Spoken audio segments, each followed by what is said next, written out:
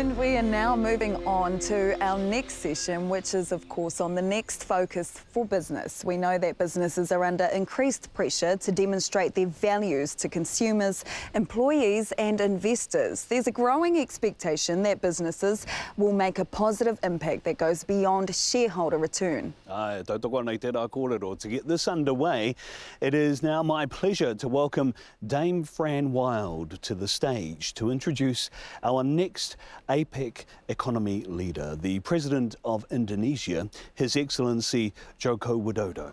Now, Dame Fran is a former New Zealand Cabinet Minister and Mayor of Te Whanganui-a-Tara, Wellington, and the current chair of the Asia New Zealand Foundation and the Museum of New Zealand, Te Papa Tongarewa. E te kahurangi, Dame Fran, welcome.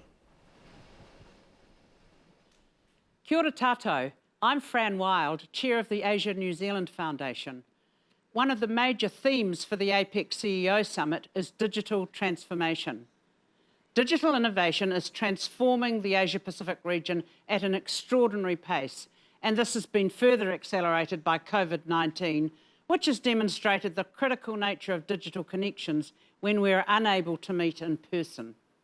Developments in technology are shaping the future of work and providing new opportunities to create a more inclusive, a fairer and a more sustainable economy and society for our region.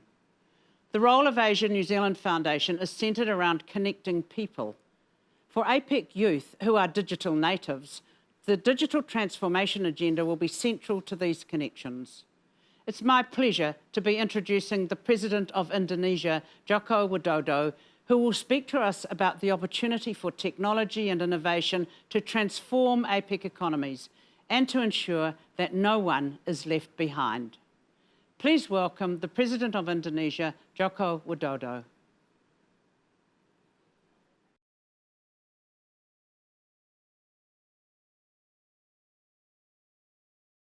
Hadirin yang terhormat, perekonomian dunia terus menghadapi tantangan serius akibat pandemi COVID-19. Percepatan transformasi digital telah menjadi salah satu solusi untuk menggerakkan perekonomian terutama UMKM. Akselerasi digital di Indonesia selama pandemi COVID-19 diperkirakan setara dengan 10 tahun jika dibandingkan tanpa pandemi COVID-19. 57% sektor UMKM di Indonesia yang telah berjualan secara online justru mengalami peningkatan penjualan di masa pandemi COVID-19. Sekitar 8,4 juta UMKM di Indonesia yang bergabung ke platform digital untuk memasarkan produknya. Akselerasi digital juga terjadi di sektor kesehatan. Saat ini pola interaksi antara dokter dan pasien pun sudah difasilitasi oleh platform digital. Hal ini bisa meningkatkan akses kesehatan yang berkualitas, terutama untuk wilayah-wilayah yang memiliki kekurangan tenaga kesehatan, dan mendorong tumbuh dan berkembangnya startup di sektor kesehatan. Pemerintah Indonesia akan terus mendorong akselerasi digital di berbagai sektor sebagai upaya untuk meningkatkan recovery ekonomi dan sekaligus juga meningkatkan ketahanan ekonomi jika terjadi bencana. Namun, transformasi digital juga hadir dengan tantangan, risiko, dan disrupsi yang baru dan terus berkembang.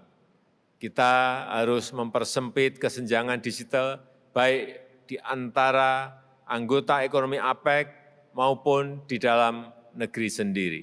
Kita harus memberikan perhatian khusus pada pembangunan kapasitas, infrastruktur yang berkualitas, serta aksesibilitas dan keterjangkauan ekonomi digital.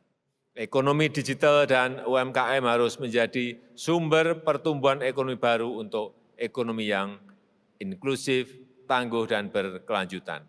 Indonesia sangat antusias untuk bekerja sama dengan anggota ekonomi APEC dan dengan komunitas bisnis di seluruh kawasan Asia Pasifik. Terima kasih.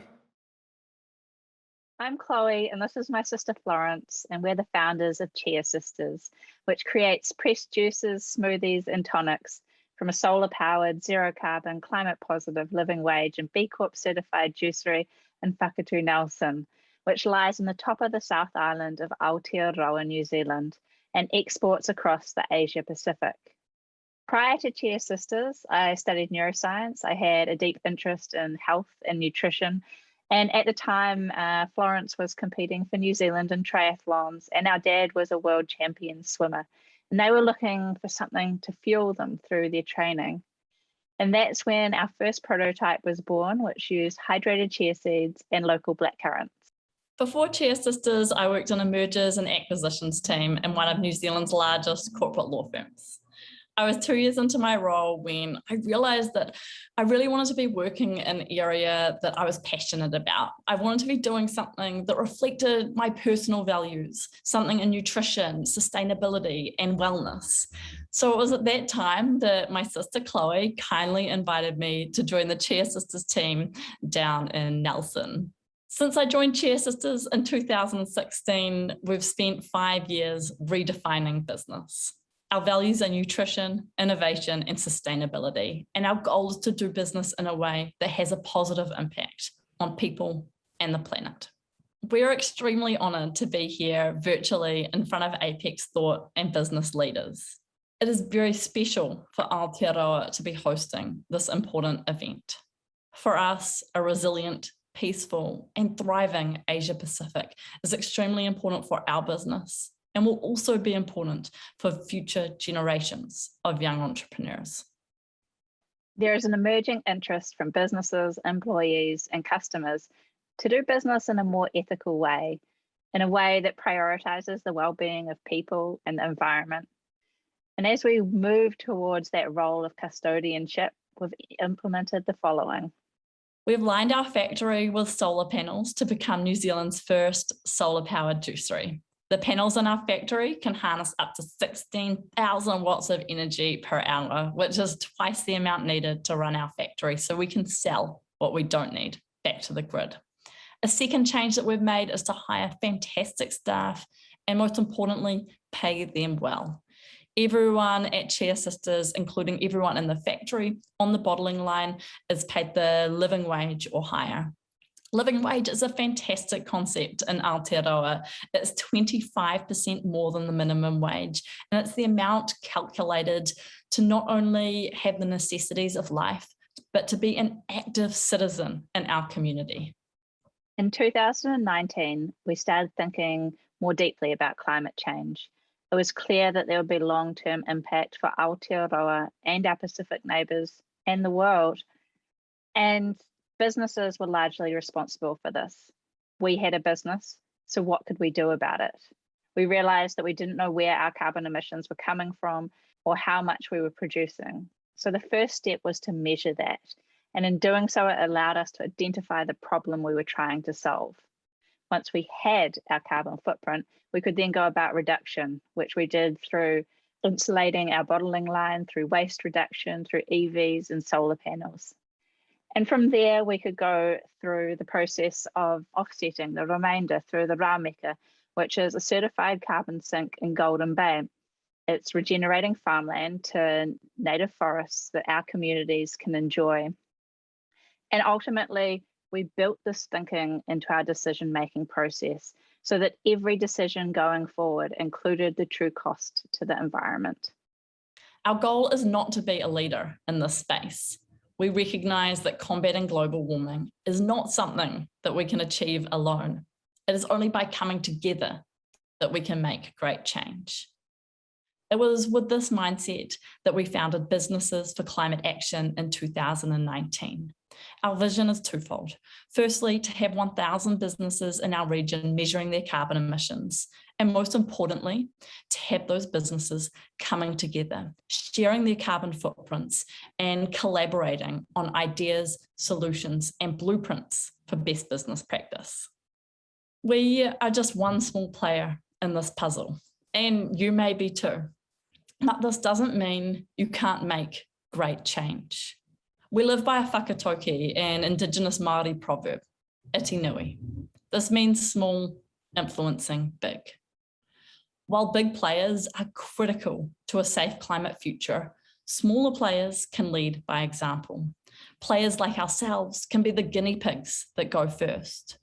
We can trial and test sustainable business solutions on a small scale and prove to bigger players that operating sustainably, having a positive impact on people and the planet is financially viable and, most importantly, will lead to a better future for the Asia-Pacific region. Kia ora. Ka pai, nau mai hoki mai, the Chia Sisters, local company entrepreneurs who produce some nutritional drinks down in Whakatu, Nelson. The Tauiho Te Waka Maui, wasn't that beautiful footage down there, particularly that shot of Golden Bay? Mohua, I think is the Māori name.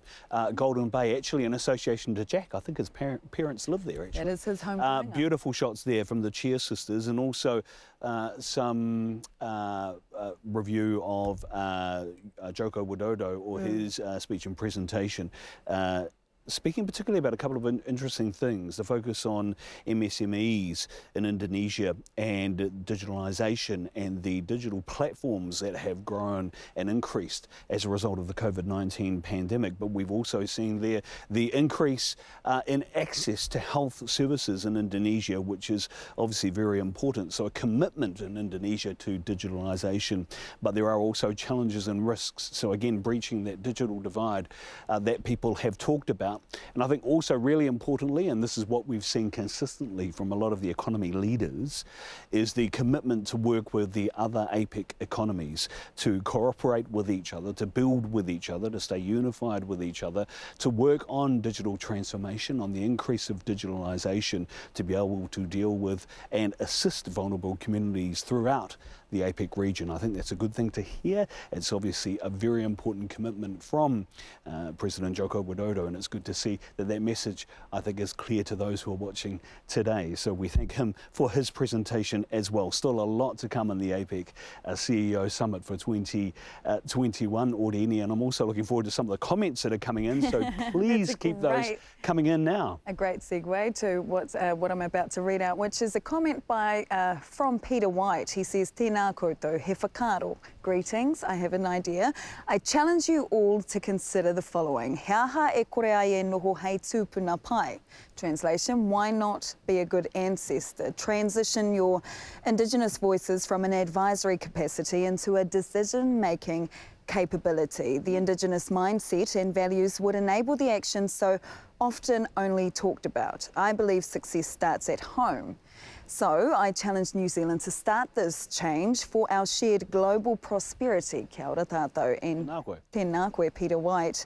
And just quickly, we've had lots of great feedback on Richard Edelman's kōrero. Interesting to think about changing trust levels alongside this week's Te Pūnaha Matatini report by Kate Hanna on the rise of disinformation in Aotearoa, New Zealand. Hanna says more disinformation has been detected over the past 3 months than during the entirety of the pandemic before the Delta outbreak. So keep those comments coming in e te iwi. Right now, it is my pleasure to welcome to the stage Roger Partridge, Chair of the New Zealand Initiative, a public policy think tank, to introduce our next keynote speaker. E te rangatira, Roger, tēnā koe, kai a koe te wā. Kia ora, everyone. The last 150 years or so have witnessed an astonishing period of human flourishing. Electric light and heating, sanitation, modern medicines, and food security for most of the world's population. These have been just some examples of human progress over the last century and a half. Never has this progress been so rapid as during our lifetimes, with the market economy penetrating almost all corners of the world. Indeed, the United Nations estimates more people escaped extreme poverty in the last half of the 20th century than in the previous 500 years. And business has been at the heart of this process, with competition spurring innovation and innovation spurring productivity gains and greater prosperity. Just in the last 18 months, we have witnessed a profound example of the ability of business to innovate and of the benefits of that innovation for humanity, with many of the world's biggest pharmaceutical companies inventing a range of vaccines against COVID-19 in record-breaking timeframes. But for business, the course of the pandemic over the last 12 months would have been immeasurably worse. And yet, the reputation of business has never been poorer. Since the rise of Occupy Wall Street a decade ago, a surge of anti-corporate, anti-globalisation and anti-capitalist activism has swept the globe. From climate change to inequality, business is blamed for some of humanity's most intractable challenges. And that leads us to today's session. Is business a force for good, or is it a villain? And if the charges against business are not well founded, how should business respond to them? To discuss this topic, we could not be joined by a more insightful guest than today's keynote speaker. American social psychologist Jonathan Haidt is Professor of Ethical Leadership at New York University's Stern School of Business. Jonathan is the author of New York Times bestseller, The Righteous Mind, Why Good People Are Divided by Politics and Religion, which argues that members of the political left and right have different intuitions about right and wrong because they prioritise different values. And in his more recent book, The Coddling of the American Mind, he explains how Generation Z has been set up for failure by a combination of overparenting and political polarisation amplified by the cauldron of social media. Named one of the world's top thinkers by both Prospect and Foreign Policy magazines, Jonathan's TED Talks on political psychology have been viewed more than 6 million times. At New York's Stern Business School, one of Jonathan's first research interests was evaluating the moral foundations of capitalism. And what better starting point could there be for his discussion today on business as a force for good? Jonathan, thank you for joining us. The stage is yours. Greetings from New York City. It's an honor to be here with you at this APEC CEO Summit to discuss the question of business as a force for good. And of course, we're all in favor of that. We want business to be a force for good, and we know that it can be. But today I want to complexify the story a little bit, raise some questions and some problems. There's a storyline in many cultures that goes, beware what you wish for. So Aesop's fable, there's the fable of the old man and death. An old man is carrying a heavy bundle of sticks and he's tired, he has aches and pains. He says, I am so weary of this life and all its burdens. Death, come take me away. Well, death is actually walking through the forest at that moment. Here's the man, comes up to him and says, I heard my name, may I help you? The man is now properly scared and he says, could you help me pick up this bundle of sticks and put it back on my back? And we get this in many short stories, The Monkey's Paw, all kinds of Chinese folk tales. And I start this way because I think we're at risk of having that become our story. In the community of people who think about business ethics, in the community of business leaders who attend the World Economic Forum and who attend events like the APEC CEO Summit. We've all been thinking for a long time about stakeholder theory versus shareholder primacy. Most of us, many of us, have been advocating for a vision of the corporation that sees it not as being devoted to the shareholders primarily, but as an effort to manage the relationships that make a company successful in the long run. And that means relationships with the employees, the suppliers, the local community, customers, and then, yes, of course, also the shareholders or financiers. And many of us have been telling a story about how this big bad thing happened in the 20th century, that shareholder primacy came in, brought to us by Milton Friedman, or at least he was one of the main articulators of it. And we've been laboring under its burdens, almost as if we were saying, society, regulators, legislators, please take the burden of this shareholder primacy model, take it off of our societies so that we can flourish. And then in 2019, we kind of got our wish when the Business Roundtable changed its official policy. More than 100 CEOs of leading companies signed on to a statement that committed their companies to lead for the benefit of all stakeholders. And then it specifically listed customers, employees, suppliers, communities, and shareholders.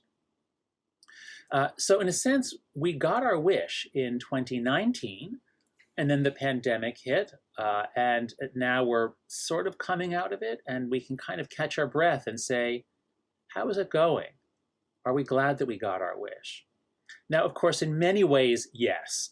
The shareholder primacy model has certainly exacerbated income inequality. It has led to enormous fortunes at the top as the economy has changed and rewarded a winner-take-all dynamic. So the shareholder primacy, I'm not endorsing it. It has many problems, and I still do believe in stakeholder models, and I'm glad to hear at least the discourse has changed. Even if many companies haven't really changed their behavior yet, if we change the discourse and we get expectations changing, there's that line from Hamlet, assume a virtue if you have it not, for use almost can change the stamp of nature. So in many ways, this change is very promising, but I think the timing was bad. If it had happened 10 or 20 years ago, it would have been fantastic.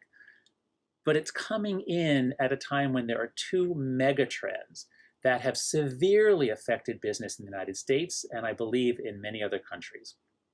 They are the change of social media into an extremely toxic form, beginning around 2011, 2012, and the arrival of Gen Z, that is people born between 1997 and later, who are very different from the millennial generation that came before them.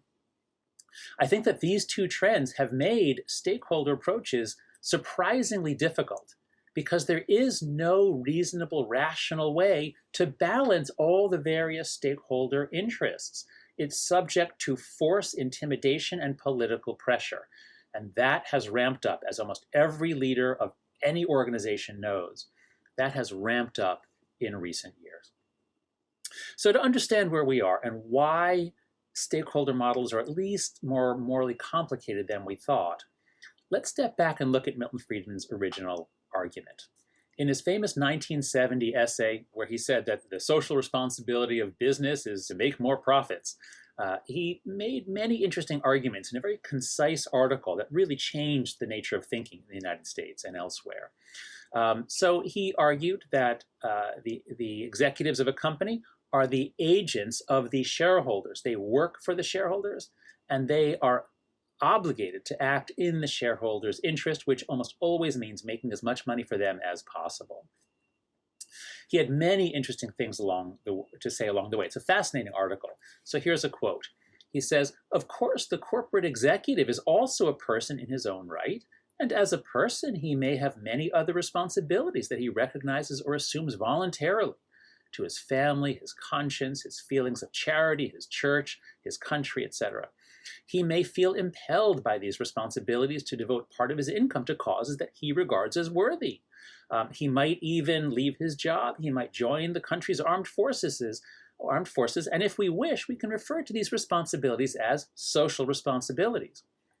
But in these respects, he is acting as a principal, not an agent. He is spending his own money or time or energy, not the money of his employers or the time or energy he has contracted to devote for their purposes." So he's pointing out, sure, you can have social responsibilities as a human being. When you make the choice to pursue those, that's your choice. And that is not your duty to the company. Now, he doesn't just question whether you have a right to do it. He questions the wisdom of a society that encourages business executives to pursue these social responsibilities. He says, quote, "Here the businessman, self-selected or appointed directly or indirectly by stockholders, is to be simultaneously legislator, executive, and jurist or judge. He is to decide whom to tax, by how much, and for what purpose. And he is to spend the proceeds, all this guided only by general exhortations from on high to restrain inflation, improve the environment, fight poverty, and so on." In other words, Friedman is saying that yes, there are social problems, but the proper way to address those is through the political process. If we're talking about how a company spends its resources, well, that is best done by market mechanisms. That's the most effective and efficient way to allocate scarce resources, he says. He notes that when executives make decisions to pursue social causes with corporate money, well, they get the benefit. They get the social benefit. They get invited to parties and balls. They get to speak on platforms. People laud them, praise them as defenders or protectors of society. Now, Friedman is saying that this leads to all kinds of mischief, problems, inefficiencies, and incoherence. So Friedman gave us a view of a company laser focused on being successful financially and generating returns for the shareholders. There's a way I've learned to think about economics and companies since I joined this business school here at NYU Stern, is to see that every society has needs for dynamism and decency. And the right and libertarians tend to be more focused on the importance of dynamism, generating innovation, profitability, raising overall wealth. The left tends to be more focused on decency. We have to be fair in our distributions. We have to think about the effects companies are having on civil rights, on animals, on the environment. So the left tends to stand for decency, the right for dynamism. Obviously, you need both. Friedman was an apostle of dynamism. And in some ways, that worked out very well. When we look at the graphs of poverty in the 20th century or GDP per capita, they rise throughout the 19th and 20th centuries. But boy, in the post-war world, since 1945, all over the world, once companies hook up to globalization, wealth rises, poverty plummets. So there's a lot to be said for dynamism, and some countries forget about that to their peril. When you don't have dynamism, you can't have much decency. But at some point, you need a rebalancing, and it sure seems like 2019 was that point when we said companies should not just pursue the shareholders' interest, they should take account of all stakeholders. And so the Business Roundtable made its statement in 2019, and what happened? Did we get a greatly improved society, or did we open Pandora's box? Now, I just want to briefly pause there and bring in my own personal story as a professor who studies moral psychology and who was busy studying morality across cultures when all of a sudden in 2015, universities in the United States blew up. Students who came in 2013, that is Gen Z, born around 1997, they were very different than previous generations. They had much, much higher rates of anxiety, depression, self-harm, and suicide. They found words and ideas harmful, dangerous, frightening, and they campaigned to shut down speakers, books, ideas, anybody who said anything that they found to be offensive. Now, I'm not talking about the majority. I'm talking about a small number who were empowered by social media to inflict tremendous damage on anybody that they aimed their hostility at. And what we saw on campus after campus beginning at Halloween 2015 was accusations made against a university and its administrators, and instantly the university administrators, the presidents, would cave. They would instantly grant whatever they could to the students. They would apologize. And we've gotten this ritualized form of apology. People say something, they do something, they study something, they write a book, someone gets offended, and right away they apologize for causing harm and they vow to do better. It's kind of bizarre. It's sweeping across the United States. It's really kind of a Maoist apology format. It began on university campuses in 2015. I began writing about it in my book with Greg Lukianoff, The Coddling of the American Mind. And a lot of people said, come on, you're exaggerating. This is just on college campuses. When they grow up and join the real world, they won't be able to do this. Well, Gen Z began to graduate in 2018, just as our book came out in 2018. Sure enough, this way of behaving has spread into the corporate world. We certainly saw it in journalism in the United States. Many of our top newspapers have been greatly affected by the pressures put on by young employees. I've spoken to many editors and well-known writers, and they're almost all on the left. They're almost all true liberals. They believe in freedom of speech. They are true liberals, but they all say the same thing, that the young politically active employees are able to inflict such damage through social media that everyone bows down to them. And we have newspapers not saying, well, no, we shouldn't cover both sides. We shouldn't give a voice to both sides. We should only platform the correct side. So since 2018, we've seen the effects of Gen Z in the workforce. And it's not that most are like this, but there's a change in dynamics because social media has made it so easy for anyone to damage anyone else. I would say that Twitter in particular, but also Slack and other channels, have basically taken intimidation and democratized it, incentivized it, and freed it from accountability. The phrase we use in the United States is walking on eggshells. At universities, students say they're walking on eggshells. They're afraid of saying something that will offend a small group of students. And professors say they're walking on eggshells. Again, we're afraid of this small group of students. That's the situation on campus, not everywhere, but certainly at our elite schools. And now it's becoming the situation in many of our industries, not all industries, but those that hire from elite colleges, those that are the creative industries, progressive industries, so journalism, media, the arts, nonprofits, and tech. So we've now seen an enormous change in dynamics, and we've seen many companies pushing back and saying, this is crazy. We're here to make a product. We're here to serve our customers. We're not here to fight on social issue after social issue and join the Democratic Party in fighting for its imperatives. In fact, there was just an article recently at the front page of the New York Times business section. The headline was, "The 37-year-olds are afraid of the 23-year-olds who work for them." Now, the reason this is so important is that as soon as you move to a stakeholder view, now the executives are in charge of figuring out, how do we balance the needs of our customers, employees, shareholders, local community members, and so how do we do this?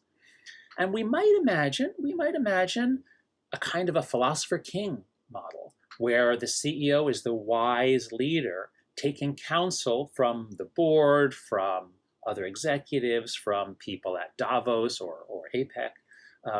We might think about this sort of wise king approach, but you know what? It doesn't work, because in real life, it's now a battle of all against all. It's a battle for power, using social media and reputational damage as the weapon. And I talk to leaders in so many walks of life. They say it's just incredibly hard now. It's so much harder than it was even 5 years ago. So be careful what you wish for. I certainly believe that business can be a force for good, but I worry that what we've done by moving to a stakeholder model, just as we entered this peak intensity of social media polarization and Gen Z activism, we now have incoherence and a lot of really bad policies being made. I'd like to end with an alternative approach. Yes, business can be an enormous force for good, and business often is not. One way to make it better is to embrace a certain package of social goods and have businesses side with one side of the political spectrum to push those changes through. That is one model. That's what we're doing in the United States. I don't think it's working, and I think it causes a lot of resentment, a lot of backfiring, a lot of bad policies. Here's a very different approach. It starts with this great phrase from a philosopher named David Schmitz. At its best, a free market society is a game that you can only win by making other people better off. Well, how do you do that? If you're creating value, if you're creating a good or service that people want, you're making other people better off. That's why they buy from you. But as we all know, there are many ways that businesses can make money that don't make other people better off.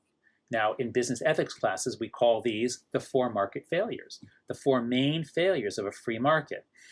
So if you just reduce those, you have this almost utopia where business makes everyone better off.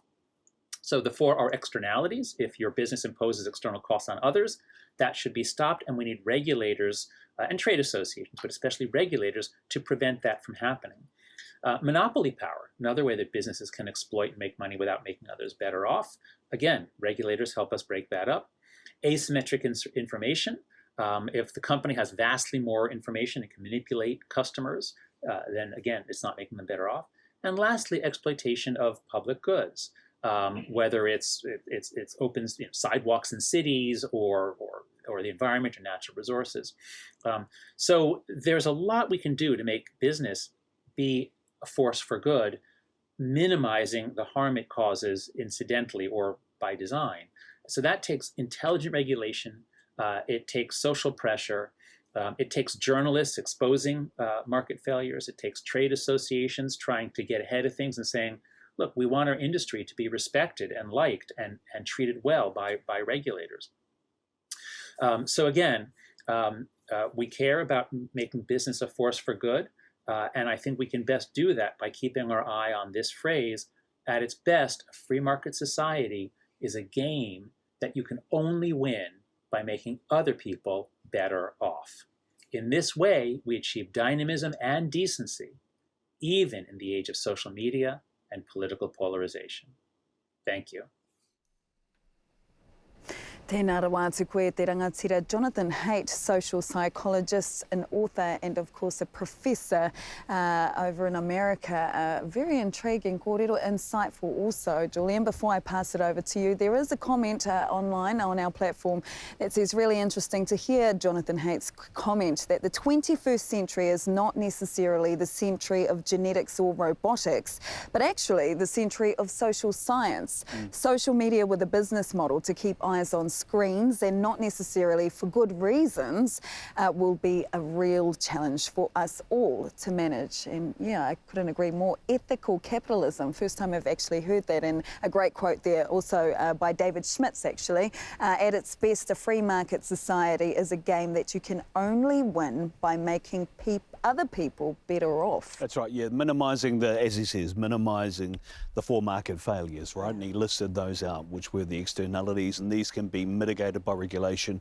Monopoly power, again, we've seen that in a number of cases internationally, even nationally actually in New Zealand recently. Again, the way to minimise that, to mitigate that, is through regulation as well. The asymmetric nature also, which is exposed to manipulation. So again, finding a way of mitigating that, and then exploitation of public goods. And these can be mitigated again by advocacy, journalism, social media, and the like. Also really an interesting comment on walking on eggshells, which is something actually that is prevalent in a number of different industries. So the other thing that I've forgotten to mention is I'm an executive producer of a news program, right? And it's really, it bears itself out as it is visible within media. And when you're undertaking new employees, and the fascinating thing I found about that was the Gen Z facts that he mentioned in their presentation, because younger employees are different, and as it was mentioned in their presentation, younger employees are different now than they were 5 years before, right? So the confluence of Gen Z graduating out of universities, coming into the workforce in 2018, then of course 2019, and the appearance of COVID, the world has obviously changed. But when you're in a newsroom, it is a very different newsroom from when I started just not that long ago.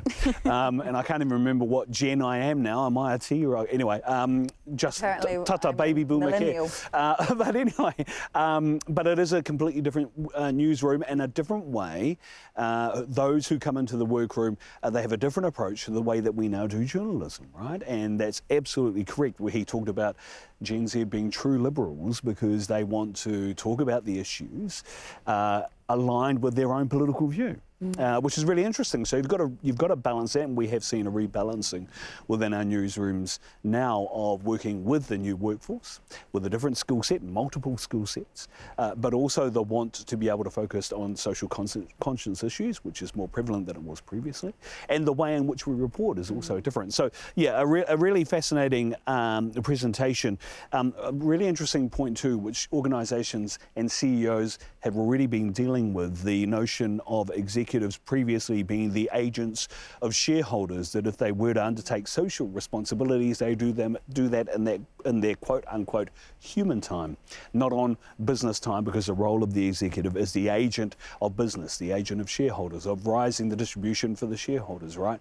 And we talked about before with our other previous panels about what role does distribution play in terms of benefit and good for all communities, not just for the shareholders, quote unquote, not just for the shareholders of a company. So look, really interesting points in there. I could go on, but it's not about me, it's about all of us. So I know that there's a lot in the presentation you would have heard from Jonathan Haidt that you may want to raise in the comments function. We encourage you to do that because I think there are some things that lots of people are talking about at the moment in the audience that they want to discuss and get some feedback on. So we encourage you to do that as well. The last thing I will mention actually is that the notion of a platform, media being a platform for the correct side. We have seen this kind of bias from particular functions and platforms to focus on one side of the equation. I won't mention any, but there are a number of them around who only focus on one line, right? So the notion of a media platform, newsroom being a rebalancing act for all sides is something that becomes more of a dichotomy.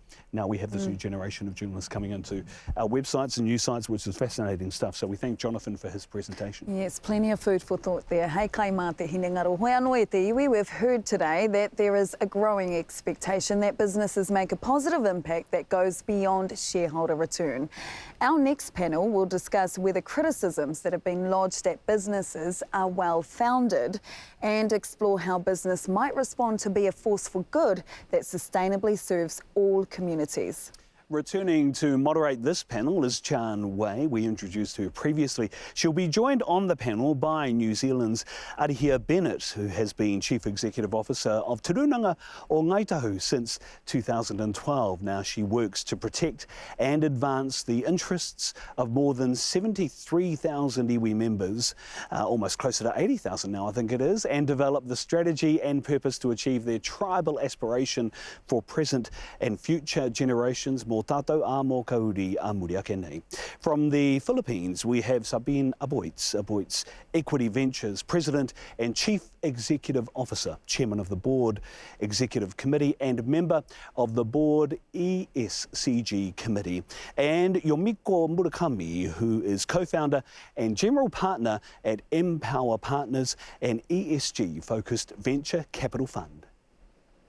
Hello, I'm Tian Wei. I'm a moderator and host of CGTN with China Media Group. It's such a pleasure and honor to moderate this panel on business as a force of good. And before I start with the questions, it's such an honor to also introduce the panelists. They're coming from different walks of life, but certainly are all focused on this important topic of business for good. Let's start from Yumiko. Sure. I'm very, very pleased to be here today. I would love to talk a little bit about our new fund. It's called Empower Partners. We just launched this fund at the end of May in Japan. So we are the first ESG-focused fund in Japan. It's actually a venture capital fund, so we invest in startup companies. The interesting thing about this fund is we're not so-called social impact fund. We believe we can achieve commercially competitive financial returns from our investment. And we can do so by integrating ESG into our investment process. Why? Because we do believe ESG principles or ESG elements are actually drivers for growth for business. So in the past, perhaps there was this notion that ESG elements can be perhaps on the cost side of the equation, not so much seen as drivers. Things have been changing. I think there is now a higher level of awareness and higher level of recognition in terms of what is really driving business growth. It's just not money. Of course, money is important, but there are many non-financial elements that are categorized as ESG, which are extremely powerful drivers for business. And that's exactly what's happening. And that's why we believe our venture capital fund, Empower Partners, can achieve commercially competitive financial returns from our investment by integrating ESG into our investment process. And you have a focus on gender, right? Gender is one of the S and also G as well. We believe not only gender, but in general, diversity, again, is really not cost of equation. It is the weapon in a way for leadership and management to understand, perhaps risk factors, which may not be showing up on your radar screen if you have only similar type of backgrounds in management. If you have different perspectives, that you can bring to the table, that can give you much better control and risk management capability to the company, but also innovation. Just think outside the box. When you have all the same people coming to the table, chances are you're going to come up with very similar ideas. Bring somebody who has very different ideas versus you. That can open up a whole different possibilities. That's what's happening, I think, in a startup scene as well. Sabine, what about for you, your business? Yeah, well, first of all, I know we're all coming from different time zones, so good morning, good afternoon, good evening, where everybody is. I talk about innovation a lot at our company, and for the reason that I just mentioned and more, including how it has delivered us safely and productively through the last 2 years of this pandemic. So again, when you talk about innovation, and I think in the last 2 years, and how it continues to shape the way we live and work in these post-pandemic years, we see that innovation will always be a critical cornerstone for the foundation of especially a company like ours, Aboitiz, which has begun almost over 100 years ago, right? And in our culture, it is so ingrained in the way we think, work, and plan that we hopefully are always ready for the future. Although we have found out that we're not so ready for the future, right, with this pandemic. But again, the plan is to always be ready for the future. Keeping a clear view of the horizon that we anticipate, the headwinds and the changing cycles of life.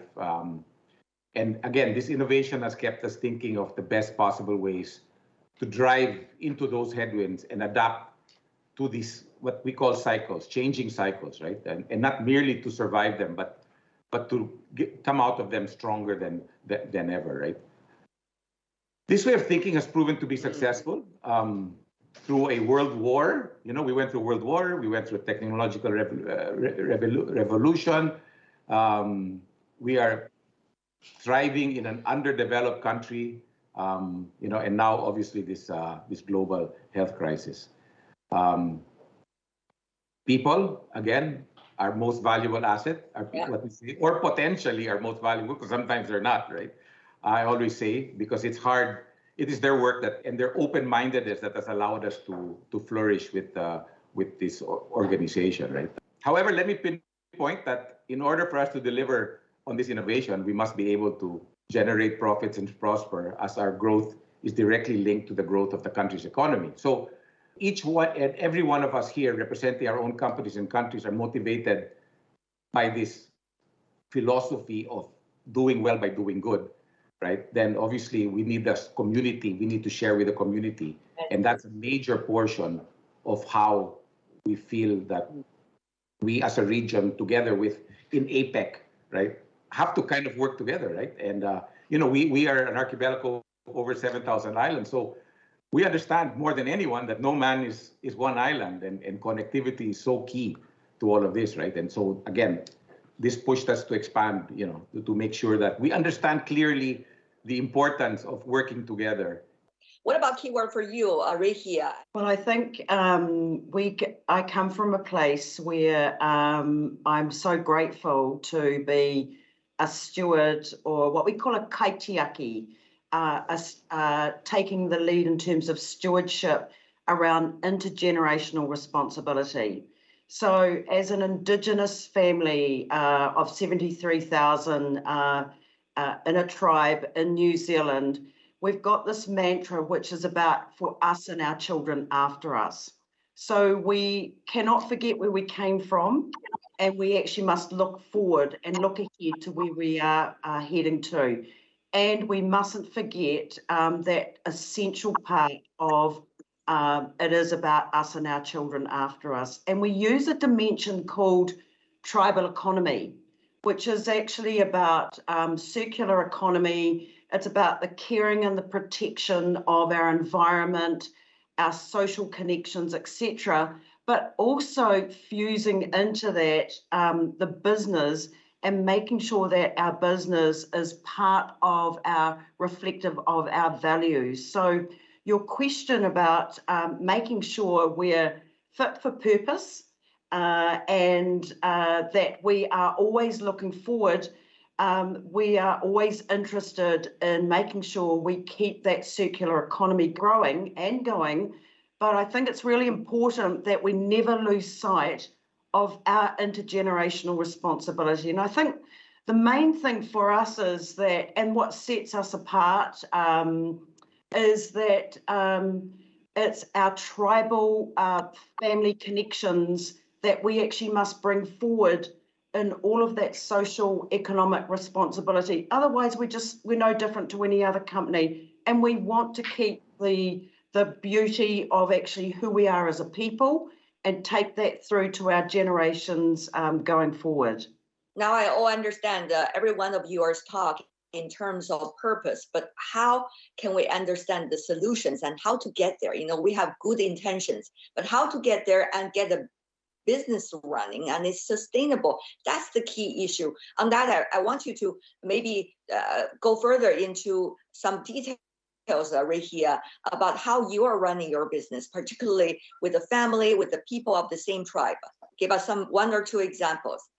Thanks. So in our regions, you can always run a company from the centre, but in our regions, as we look into pockets across our physical environment, across our South Island, we're looking for those special gems that are reflective of those regions where our families in those particular regions could lead, such as fishing industry, such as farming industry, such as looking at the specifics that actually reflect those particular areas. And we've grown our business from a beginning place back in the mid-1990s, 1998, from 170 million up to about $1.8 billion around that type of ethos and that type of growth, because it also isn't about only bringing return to the environment, it's growing communities, it's bringing our young people through in leadership in those economies, in those particular places, but it's also ensuring that we're keeping alive that whole sense of tribalness about who we are and where we want to be in the future. Love that idea, Arihia. Thank you so much for sharing your stories. Yumiko, in terms of investment, as you are doing, there are different priorities, and now ESG, of course, has been regarded by investors as the priority. But, you know, on every investment that you do, how to implement that once again? Yeah, so it is definitely a very encouraging sign that there are a very large number of investors who are embracing ESG within the investment community. The challenge, as you said, is the fact that ESG is such a broad, it's a very general term, that when it comes to identifying exactly what ESG means to you and me, your company, and my company, it can be different. So what's really important when it comes to implementation of ESG is to understand who you are and understand what you mean to the community that you belong to. And that can be very different. Like I said, ESG is it is a very broad concept. The notion is very broad. Really, to make sure that it's implemented, you need to know who you are. You need to know where you're going. You need to know what role you are playing in the society, in the community that you are a part of. And that's what really makes the ESG really useful. Yes, wonderful. Sabine, what about for you? I mean, you talk about the work together. I think it's a beautiful phrase. And it's one of the key words also during this year's APEC meeting time. Tell me more about how you and your community, the different partners you've been working with, work together and to achieve, of course, the topic for today, ESG. So I guess ESG, or basically meaningful societal change, right, is I think it's a responsibility we all carry. Our job is to create more jobs, right? Make more money, create more jobs, pull people out of poverty, do it properly, responsibly, et cetera, right? We don't do this just because it's the right thing to do, but it's a smart thing to do, right? So it really, the examples we use originally 100 years ago, we started by putting 1% of our profits would go into our into these communities to be able to build schools, to educate, to build bridges for people to access schools. We're in a different zone here, right? So that's how we started. But today, we invest in things that will grow the country, right? Digital infrastructure, for example. We're in power. The power is, we distribute 20% of the power of the Philippines, or we create the 20%. So cheaper power for us to be able to compete against the world, right? That's one very important infrastructure. And then moving forward, education for our 110 million Filipinos spread all over the country, right? We are now, aside from building the schools, which we've done for 100 years, we are now doing and helping, for example, teachers to be able to keep up with the world, right? Improve the internet service. So basically, a lot of foundational work that affect a broader part of our lower society, right?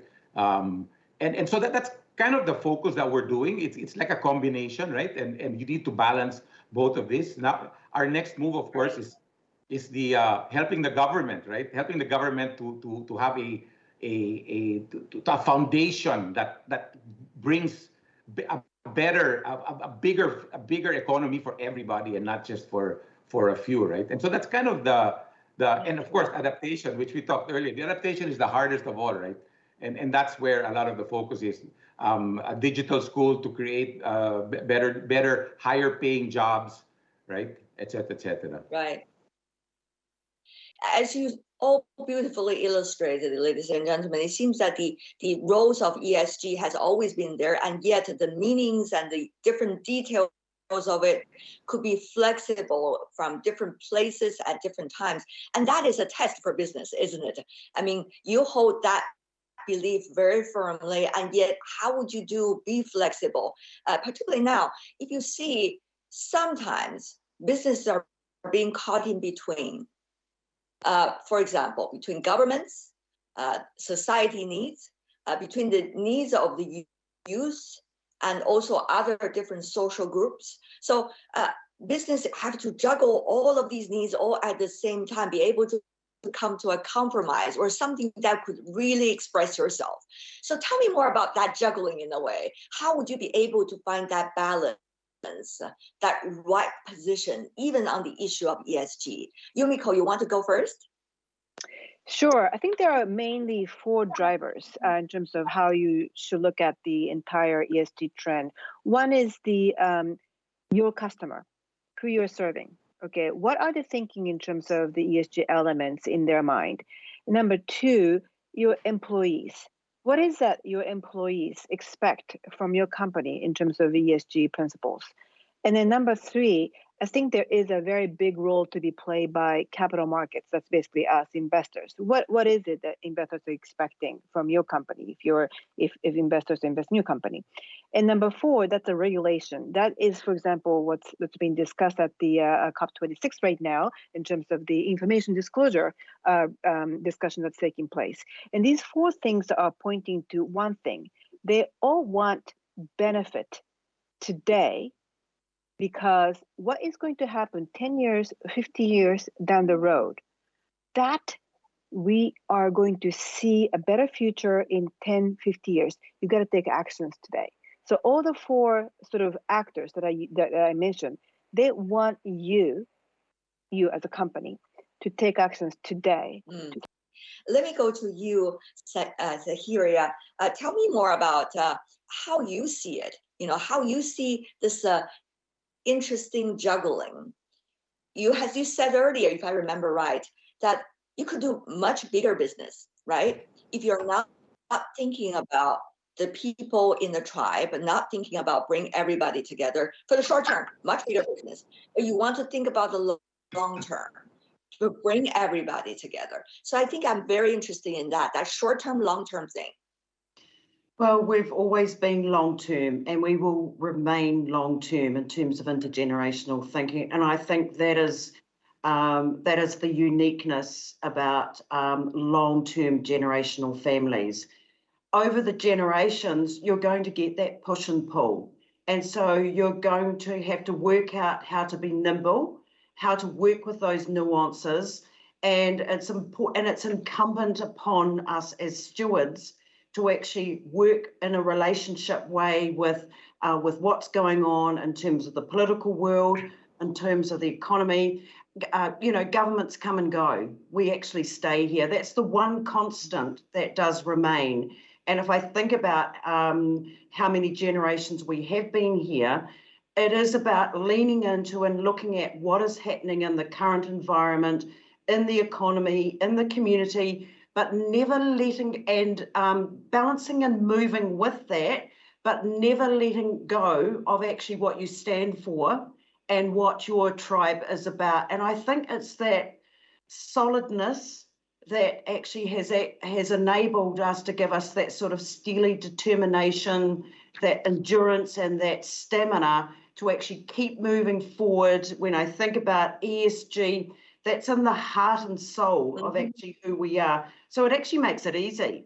It actually, if your values are based on family, connections, on the environment, on the community, on what's going on around you, then, and you remain steadfast and firm to that, whatever is going on in the community and in the country, you shape and you mold and you move in accordance with that, but you never forget who you are.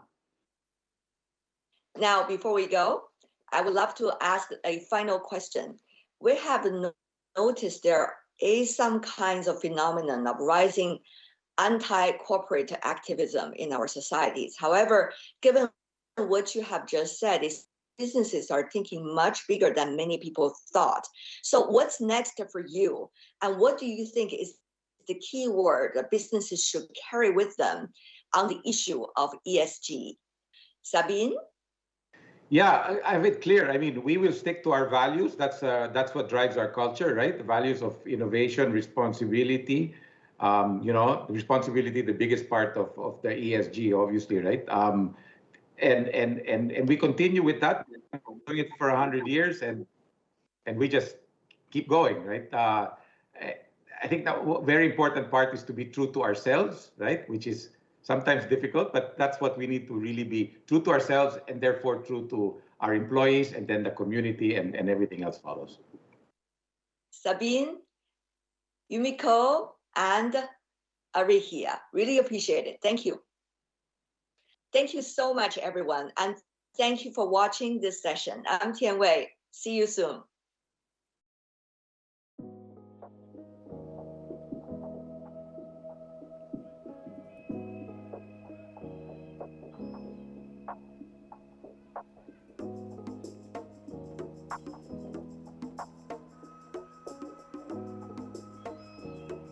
Our aspiration is to be good ancestors, similar to the way our ancestors have been good for us. So one of the critical values was around kaitiakitanga, to take care of, to nurture, to protect. Having that long-term vision is letting us bring in some practices out in the vineyards which are going to have long-reaching consequences. So they're not necessarily immediately fulfilling to us, but we know that they are going to have good results over long term. Our responsibility is to grow our resource, but to minimise impact on the environment.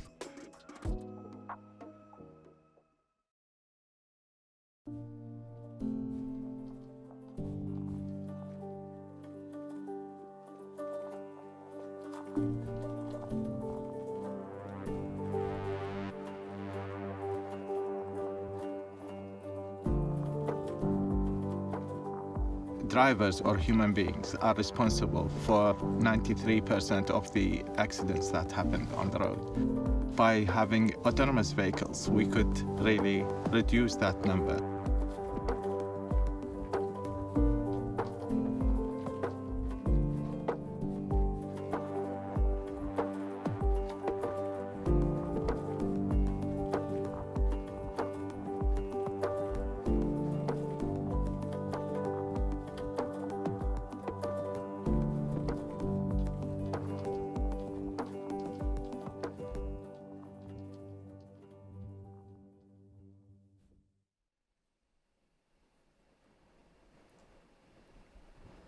Kia ora mai anō, and welcome back. That was a very interesting panel indeed from Yumiko Murakami, Sabina Boyce and Arihia Bennett, facilitated so superbly by Tian Wei, and a number of really interesting points that came out of that conversation. ESG is a weapon for leadership, which is a really interesting phrase. And there were some examples that were mentioned by Yumiko and Sabine and Arihia. And one that I wanted to pick up on actually, which is really important for me anyway, is this notion of what Arihia called the tribal economy. Now, I could be wrong, but I'm pretty sure that evolved out of an Indigenous Business Institute in British Columbia in Canada, First Nations Economic Institute. And they developed this notion of the tribal economy, which is founded upon and based upon what they call bungee economics, bouncing the tribal dollar.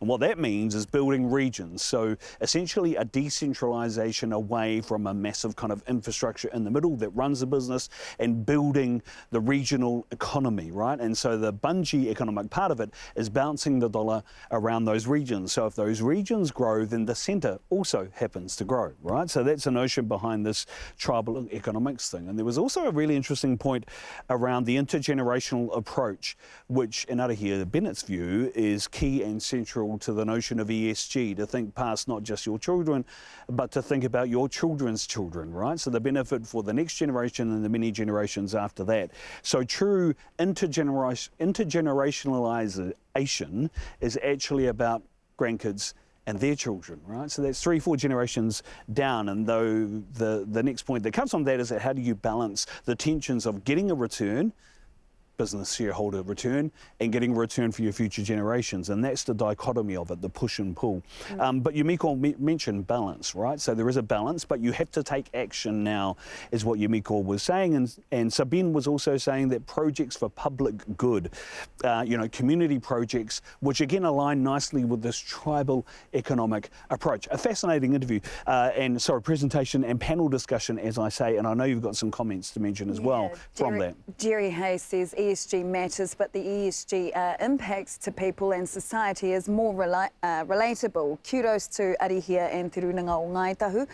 He tangata ngā mihi. Another comment, business is a critical part of society and can leverage its position by mirroring the values of its workers, its consumers and partners to deliver great financial and social returns, not only for the people they serve, but for their shareholders. Thank you for those comments. And still a lot of progress, still a lot of great sessions coming up, Iti, including a conversation between German Chancellor Angela Merkel and our New Zealand Prime Minister Jacinda Ardern in less than an hour. And later on, an interview with the youngest ever White House advisor, 19-year-old Jerome Foster. So you want to join us for that. Hoi anō, our next session will focus on the role of sustainable food production in the APEC region and the importance of it to enhance resilience and support the region's recovery from COVID-19. Tika tai Wareni, that's right. A big challenge in the food industry right now is increasing production for a growing population. Now, we've seen the world expand its agri-food production with all the environmental risks that carries, but we haven't necessarily seen a reduction in hunger worldwide, which represents to some degree failure on both measures.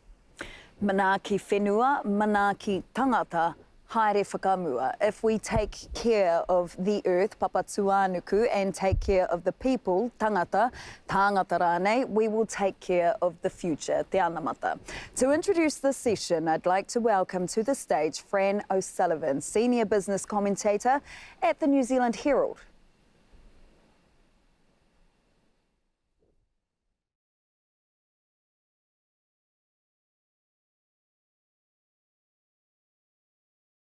Matt Kovac is Executive Director at Food Industry Asia. This is the food industry's first regional industrial platform for major food and beverage companies. As such, Matt is uniquely placed to share insights on how this essential industry is rising to the challenges before us. So please welcome Matt, coming in from Singapore. Matt. Thank you, Fran. Ladies and gentlemen and distinguished guests, look, it's my pleasure to be with you here virtually today and to share with you some of my thoughts on the food industry and how it's reforming, it's transforming and becoming more sustainable to mitigate the existential threat, which is climate change. Now, the entire food and beverage industry is learning that sustainability must be at the center of their business strategies and plans. It's an integral part of their daily operations and simply cannot be viewed as good to have. And it's obviously significantly more than just corporate social responsibility. Now, we know that big companies move first, but there's an army of SMEs that need to move with them as well. So how the industry produces and stores and delivers and sells its products does have a huge impact on the environment and on people. From the use of natural resources and carbon emissions through to transporting products and keeping our rivers and oceans free of marine litter, which does emanate from land. And it requires that entire industry approach and the multitude of different value chains to institute sustainability into their processes, their policies and their behaviors, because as the term implies, sustainability is about preserving and prolonging, and that is what it means to us as an industry and as to Food Industry Asia. Now, more specifically, we define it as that method of production using the processes and the systems that are non-polluting as much as we possibly can do. Conserving non-renewable energy and natural resources. They have to be economically efficient and safe for workers and your communities and, of course, consumers. And all the while not compromising the needs of future generations. Now, in ensuring this, as well as supplying food for the entire world, is a monumental challenge. Food production is one of the key areas that requires action, alongside issues of food consumption, nutrition, and food security, which the previous speakers have mentioned. And it's estimated that by 2050, so in 30 years' time, the world's population will be more than 9 billion. And as of 2020, it's around 7.8, 7.9 billion. It could be more food will have to be produced using less of everything, with the added challenge that sustainable food products still need to be nutrient dense to allow people to have that balanced, diverse diet and of course, support good health. Now, here's the rub. We know humanity has already warmed the planet by, more than 1 degree, 1.2 degrees Celsius. But there are millions of lives will depend on whether we can limit warming to the 1.5 degrees, which is part of the Paris Climate Agreement. And obviously, scientists have warned if we get to 3 degrees, and forgive my language, then we're screwed. It means that global food production methods must change, and they have to minimize the impact on the environment and support the world's capacity to produce food in the future. As with other man-made activities, look, food production is no different, right? It contributes to climate change. It contributes to water scarcity, soil degradation, and destruction of biodiversity. And it's estimated anywhere between maybe a quarter to a third, depending on what research you look at, that total global greenhouse gas emissions are directly caused by crop and animal production, by forestry, and the entire food production processes. And as an example, the crop and livestock sectors use 70% of our freshwater resources. And together with forestry, occupy about 50, 60% of the Earth's land surface. Now, often there are trade-offs. We don't like to talk about trade-offs of the environment, but often there are, and between these environmental factors. And to date, there is still no simple set of principles to determine if one food product is more environmentally sustainable than the other. Although I would say that moves are afoot to try and demonstrate this through a labeling scheme, which is being piloted in the European Union.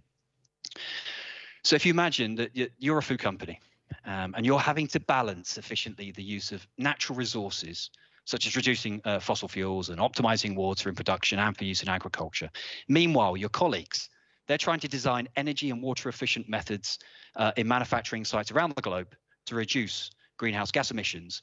And then there's others who are considering, well, now how do we work with farmers to improve the use of fertilizers and pesticides? Not just big farms, we're talking about smallholder farmers in many APEC member economies here, to avoid that pollution of soil and waterways, and then looking at how you protect biodiversity through new farming practices or old farming practices perhaps that safeguard land, water and energy resources.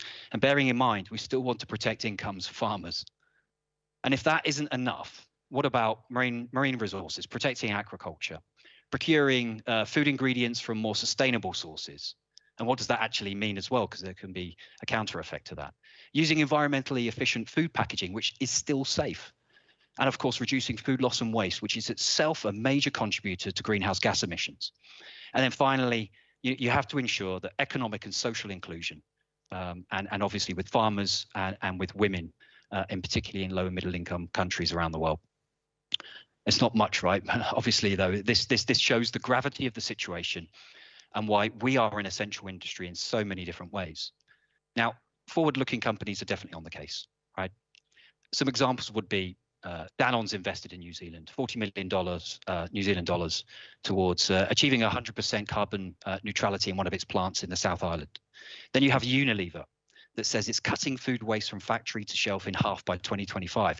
And that's 5 years sooner than it had previously committed to with shareholders. And then you have Nestle and working with us as Food Industry Asia and other members as well, where we've set up something called the Circular Materials Lab in Singapore to focus on research into next generation packaging materials that are significantly more environmentally sustainable. And that's beginning right now. But despite these efforts, there are still enormous impediments to progress, and in particularly to food systems in low and middle income economies.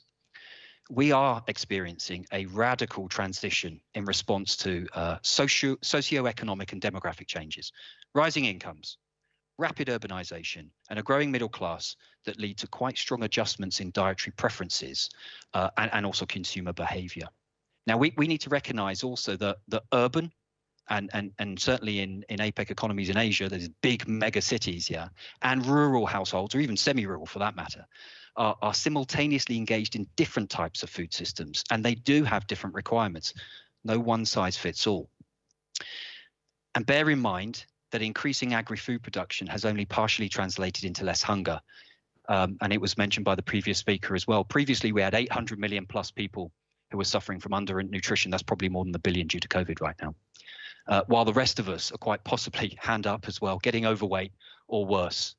And of course, we know with the COVID pandemic, the destructive economic toll it's had, as well as health as well. And that continues in so many economies, or most economies around the world. Now, the food industry has to grapple with all these issues and do its job, which is growing food and producing it and supplying it to consumers. Obviously, governments have a massive job to do. For example, they would have a role in how to assess or on how to look at lowering the environmental impact of food production and how you limit waste. And to do this, not just in consultation with industry, but it has to be done in partnership. The economies that approach collaboration will, in our opinion, will inevitably be more successful than those who think of working with the private sector as an afterthought. Now, we do hear lots about public-private partnerships, but I have to say, rarely are those really backed up by tangible foundations that make have a real impact. Why? They're difficult and they're messy, since the goal of them is to try and encourage inclusive and sustainable economic development through market-orientated investments. Not all partners or parties in public-private partnerships agree, but they are absolutely essential in order for business and government to work together on feeding the population within our planetary boundaries. Now, in order to make a partnership work on a complex issue, we're talking about food today. It could be any other industry, tech industry, banking industry, you name it.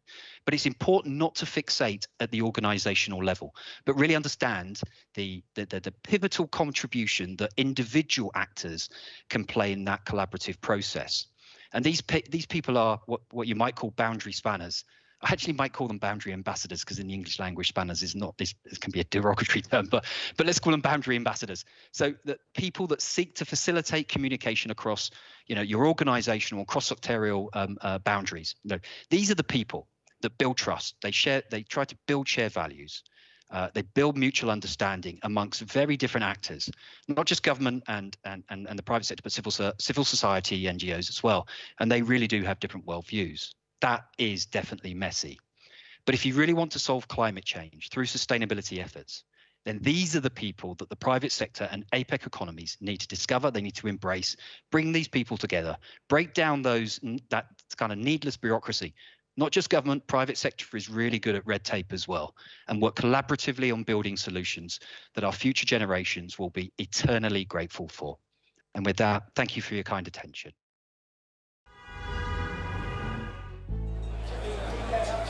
How can we supply nutritious, affordable food for an expanding global population when the Earth's natural resources are under extreme threat from the effects of climate change? For the Oceania region, the effect is already profoundly evident. In the Pacific Islands, rising sea levels are spoiling low-lying arable land through salination. Farmers in Australia face raising livestock and growing crops in ever-intensifying drought, fire and flood cycles.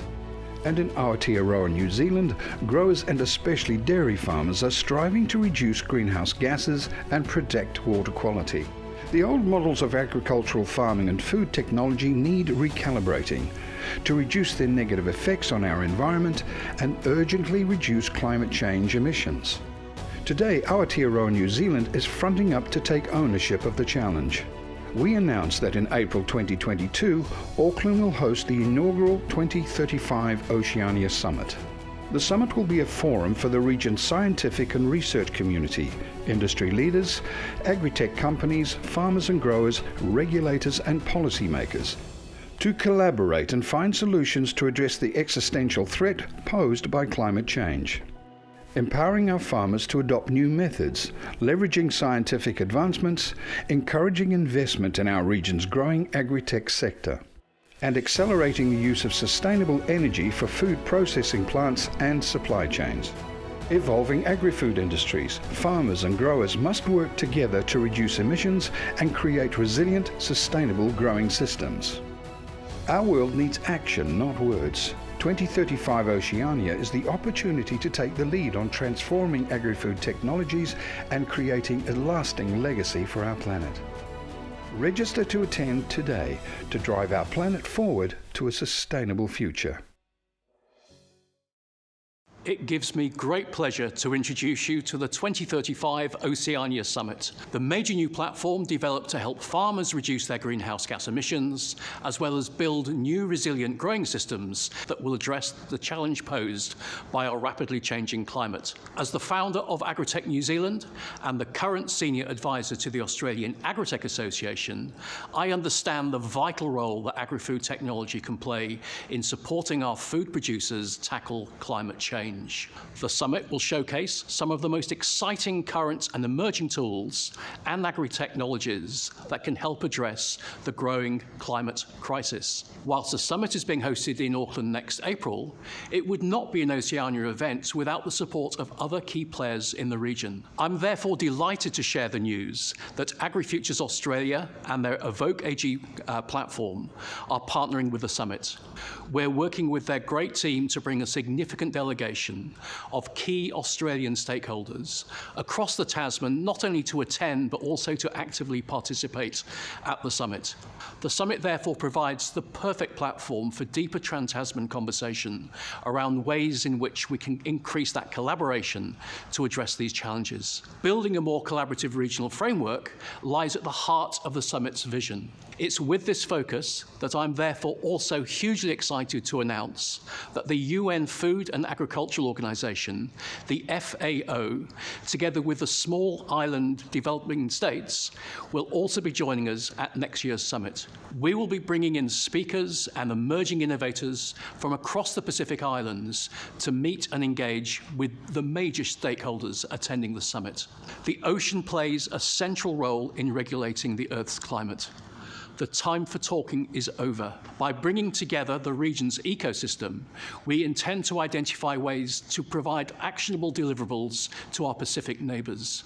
The summit takes place next April at Auckland's Aotea Centre, as well as including plenary sessions and multiple breakout sessions to dig deeper into some of the big issues facing our farmers and growers. We will be providing numerous networking opportunities to accelerate those collaborative discussions. Post-COP26, the summit is an opportunity for New Zealand to step up and take ownership of this global challenge. We hope you can join us. To find out more about the summit, please visit the summit's website at www.2035.ag. It's our opportunity to create a better world.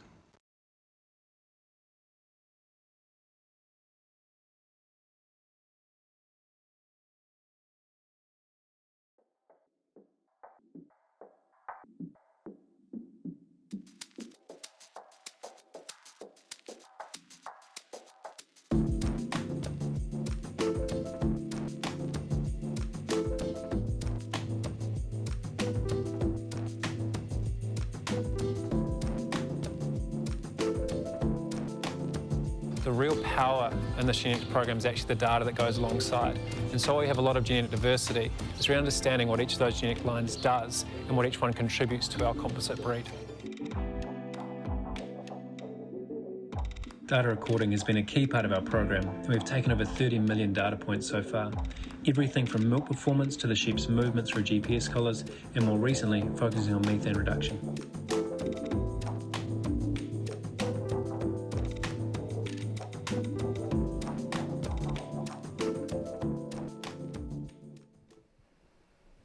E rere tonu ana ngā kōrero o te wā me pene pēta kōrero, me te kounga. Me te kounga o ngā kōrero, me he wai kōrari he pērā rawa te reka. Awesome kōrero that we've had. Also really exciting news about the 2035 Summit Oceania and the details for that. So that's an amazing announcement as well.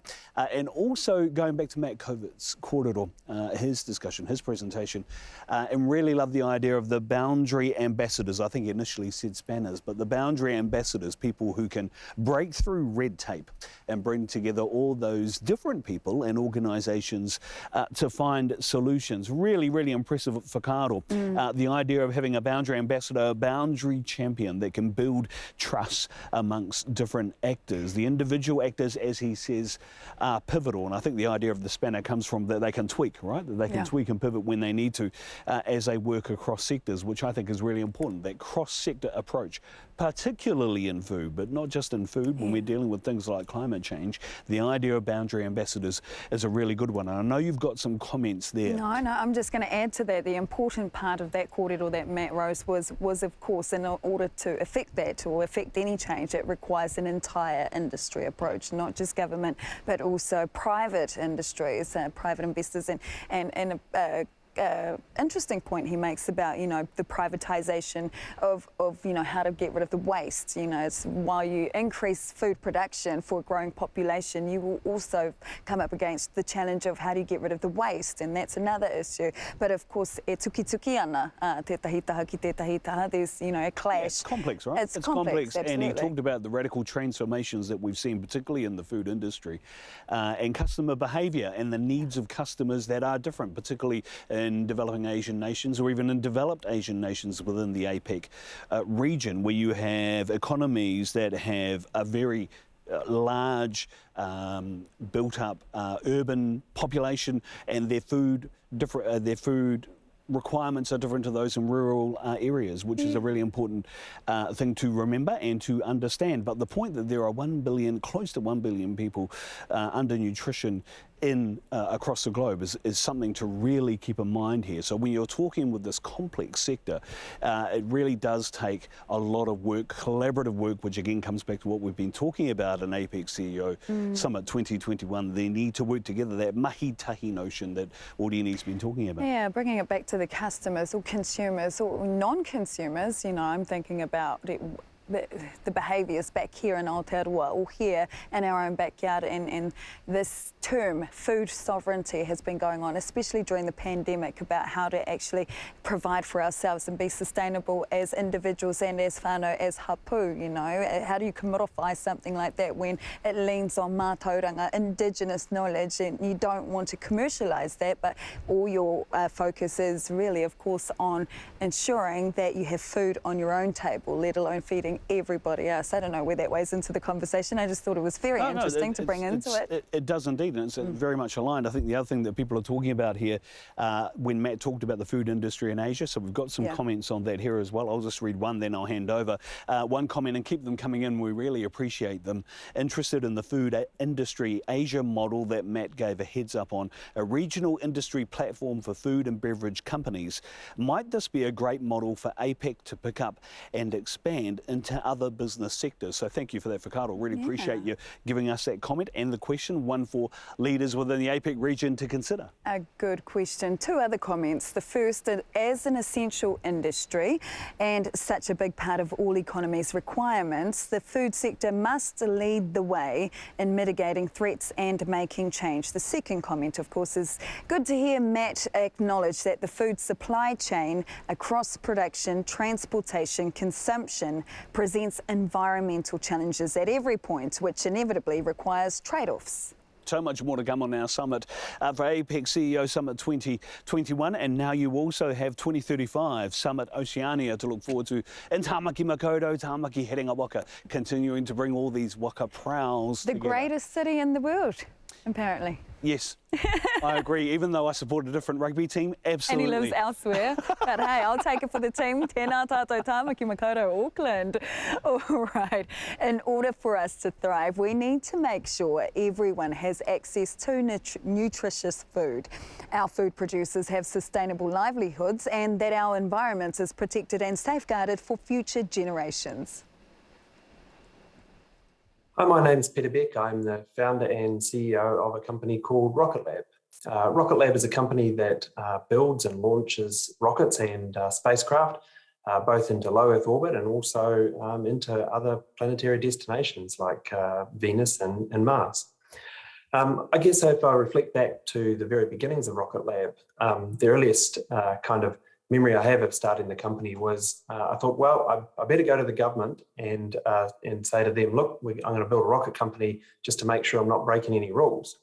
And we did that. And I remember that conversation very well because at the time, a relatively influential person within government looked at me and said to me, Peter, the problem you will have is that New Zealand does not do space.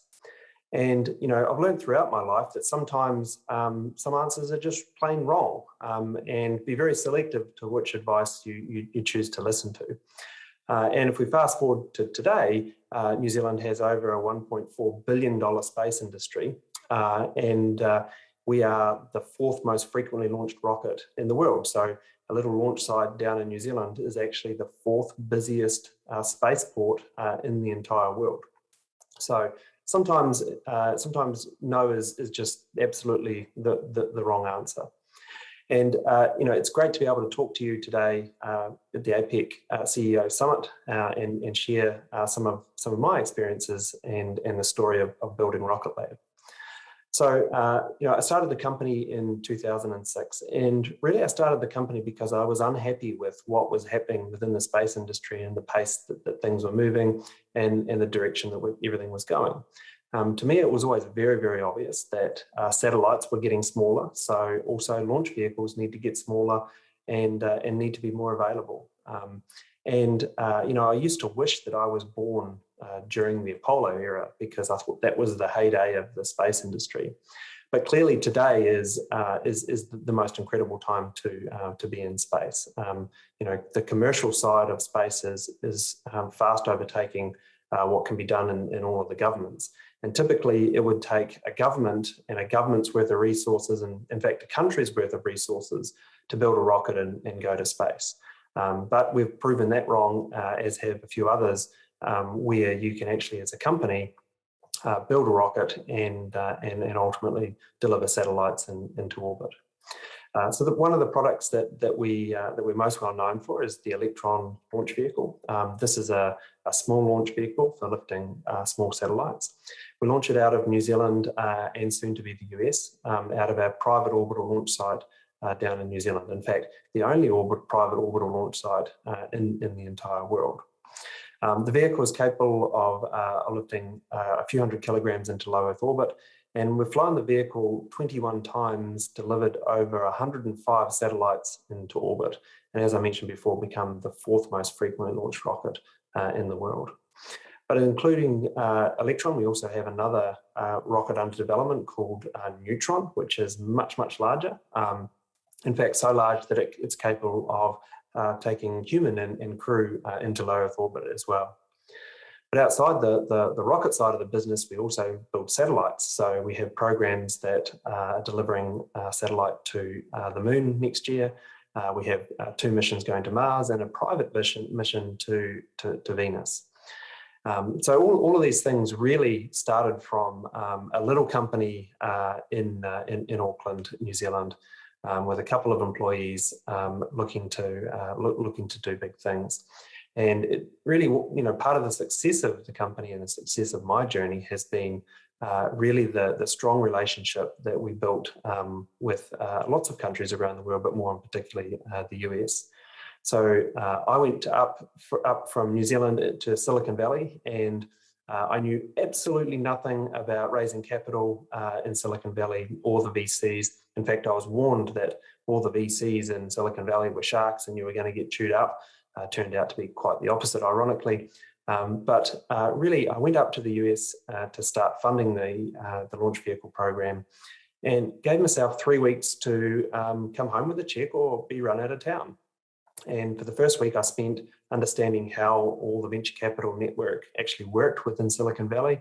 And the second week, pitched to only 3 companies or 3 firms. There was only 3 people that we actually wanted to work with. And then on the third week, did in fact come home with the term sheet. So that was really the very beginning of the company, and been able to grow through various rounds, and then ultimately now this year listing on the NASDAQ, which has given us a whole nother set of abilities to go and do really, really big things. Not only can we continue the development of our own internal programs, but also we've been able to successfully acquire companies and really grow very, very fast.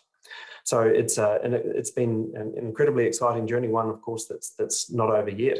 But I'll leave you with the fact that sometimes no is just the wrong answer, and if you really believe in something that you think is truly important, then just put your head down and start pushing with your shoulder, and things will work out well in the end. I believe that we have a prime opportunity to call on the bicultural values that have characterised who we are and as a people. In 2021, we have had the privilege of hosting the most important event New Zealand will host in a generation. One that brings in 21 economies all joined together by the Pacific Ocean, 38% of the world's population, 48% of the world's trade, thousands of delegates, hundreds of meetings. Our bicultural values and Indigenous perspectives have featured prominently in APEC for the first time, which will contribute to increased economic participation of 270 million Indigenous peoples in the region. So there were an extraordinary number of highlights for me today in what was APEC's first ever Indigenous Business Leaders Dialogue. I can't go past having Minister Mahuta and US Secretary Deb Haaland. They were a real highlight for me today, shining a light on what it was to lead from the front as Indigenous leaders. One of the things I've learned is that it's important for us to all work together. As an Indigenous business owner, but also serving our government, the ability for Indigenous and non-Indigenous governments to come together to think about the benefit of the future of the country moving forward together is important. We have worked to raise the profile of the value of the Indigenous economy and its role as a driver both of sustainability but also of our collective recovery. El tapu, que quiere decir restricción, y humana, apoyar al otro sin esperar algo a cambio.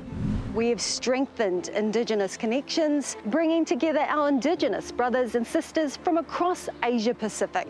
And we have done this all in partnership with Māori. Te Rangi Tū Kupu, a collective of 8 entities who alongside government have contributed to making APEC 2021 a year like no other, ensuring Māori make a meaningful, authentic an impactful contribution to digital diplomacy and our virtual hosting of APEC. So having hosted APEC and being a central part to it, we're just really grateful that we've been able to uphold the tenets of our tupuna through Te Rangi Tū Kupu, and as a collective of people, Māori people from throughout the country, e mihi tonu ana kia koutou katoa. APEC has given us an opportunity as Māori and as Indigenous and First Nations people to promote the very best of Indigenous economic development and business. The virtual environment and online platform has given us access to people in real time to talk about real issues with regards to the APEC economies and regions trade. Where to from here? It's a matter of keeping this momentum going, the conversation going, but coming together with a bias for action so that we can execute on some of the best ideas that we have and share those amongst us as Indigenous peoples. Creating further change together.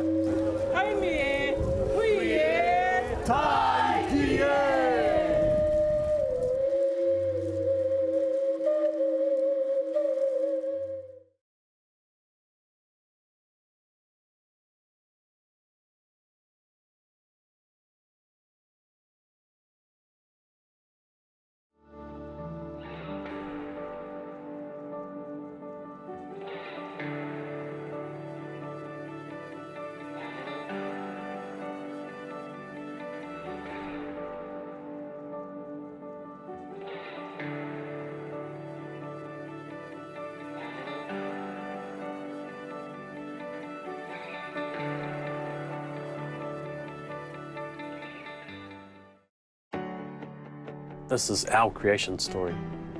It's the ancient story or pūrākau, where our existence began. It's the story that began all stories in our culture, and that's why it's an incredibly important part of our history, our timeline, and our existence as Māori. The MeshMinds Foundation is collaborating with New Zealand artists and technologists from Arataki. Together, we will introduce the Maori gods and the Maori creation story in innovative and interactive ways by 3D animated characters representing the Maori gods in an AR world effect. People will then also be able to use an AR face effect to star in their own Instagram story inspired by the Maori creation story. The Ngā Atua Māori project provides a brief insight into Te Ao Māori, or what we call the Māori world. Māori are the indigenous peoples of Aotearoa, New Zealand. We are a culture rich in story, or what we refer to as pūrākau, or ancient story. He pō, he ao, he ao. Ngā Atua Māori gives a brief introduction to our most important pūrākau, the creation story of Ranginui, the Sky Father, and Papatuanuku, the Earth Mother. Through this story, we are then introduced to some of our more commonly known atua, or gods. Bearing in mind that there are at least 70 gods born, this project represents a brief snapshot of the world of our Māori gods. We always conduct our business in the spirit of tika, or what is appropriate and right, and pono, what is true. We work with Arataki through many video calls on the creative concepts. From there, we focus on translating the 2D art of the Maori origin story into 3D animated models. Spark AR Studio is a simple program that converts your 2D illustrations or 3D designs into augmented reality filters. The technology allows us to access new ways of effectively communicating our stories and ideas digitally. By digitalizing the Maori creation story and using the world's largest platform for mobile AR, Instagram, we can preserve cultural heritage and bring it to new audiences in exciting and innovative ways that make it more memorable. This project is incredibly important to us because we maintain control and creative license for our story and this narrative. Indigenous stories cannot be told by non-Indigenous peoples.